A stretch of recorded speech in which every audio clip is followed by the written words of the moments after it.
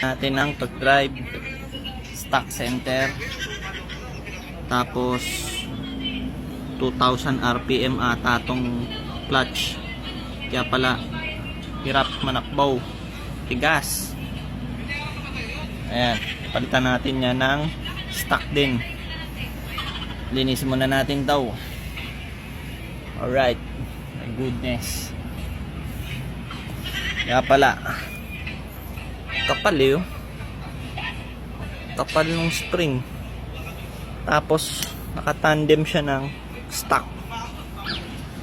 Ano, stock to oo, stock na enter, kaya pala gigil na yung motor, ay patumbok.